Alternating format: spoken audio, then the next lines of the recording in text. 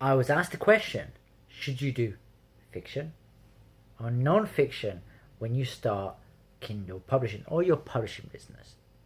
My name is Michael from freshbelief.com, and I help with your niche and keyword research for your publishing business.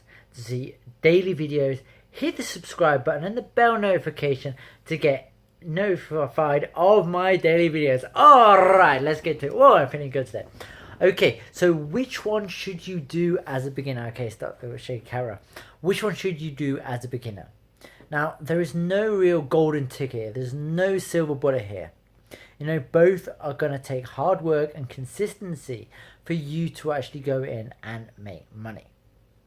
Now, I haven't got that much experience with fiction as I do compared to non-fiction. But what I do know about fiction, I'm going to go into the keyword aspect of fiction and the non-fiction aspect. Now, what I know with my basic knowledge, don't take me on this, is that fiction is more based on your story than it is on the keywords. So, for example, if you're going to have, let's say, a story on romance, okay, you're going to have to sub-niche into, let's say, fantasy werewolf romance. Now, it's going to be one of the things where how much of that can you put into your title? You know, you could put it into all the 7 keywords, but how much of that can you actually put into your title?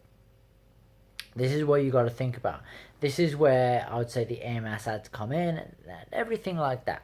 You know, this is speaking from limited experience with fiction.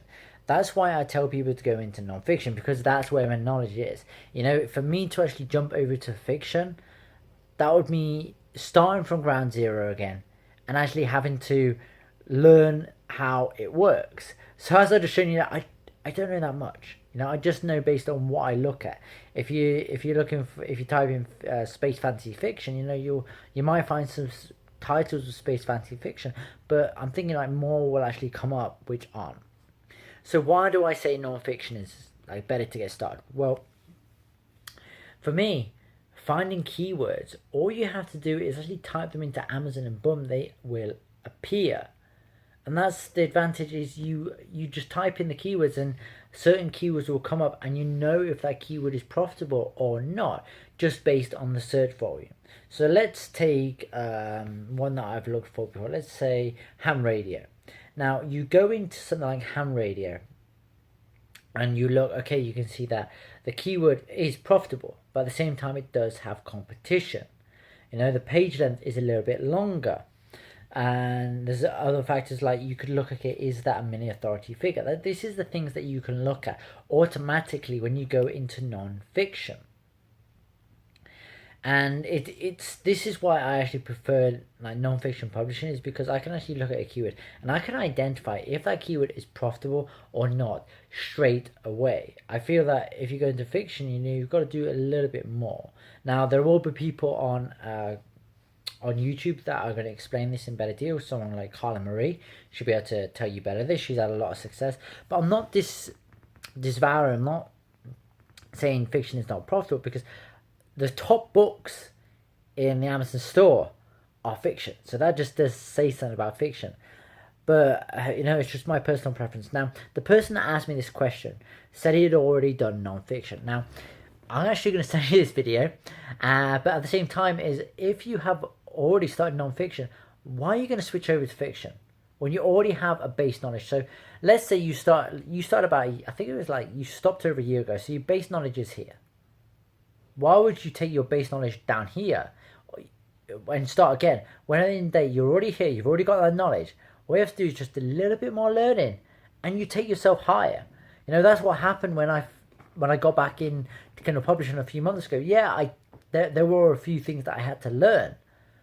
But, well, to learn to actually get myself back up to the higher level, because the things had changed a little bit. But the learning curve was very, very small for me because I already had this base knowledge. I didn't have to relearn the process.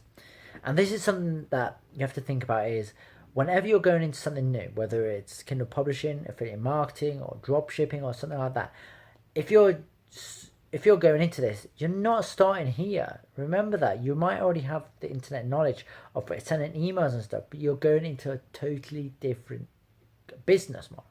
and that takes you starting from ground zero again. So for this guy, because he's already done non-fiction, go after non-fiction, because at the end of the day you already have that base knowledge and you just want to build on that base knowledge, because then you're going to have quicker results than if you start at ground zero again. So to summarize, you're already there, just go into non-fiction. If you already started fiction and you want to go into publishing, and boom, go into fiction publishing. Do go to where your strengths are, and you'll have more power. You'll have more success that way. So you got this far in the video. I have something special for you. Now, if you want to find out what makes a keyword profitable but not too competitive, I've got my keyword profit checklist. Link in the description below, or you can go to keywordprofitchecklist.com.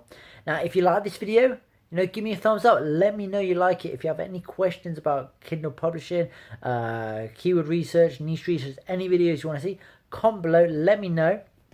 And if you want to see more videos like this, subscribe and hit the bell notification. Alright, I'll see you in the next video.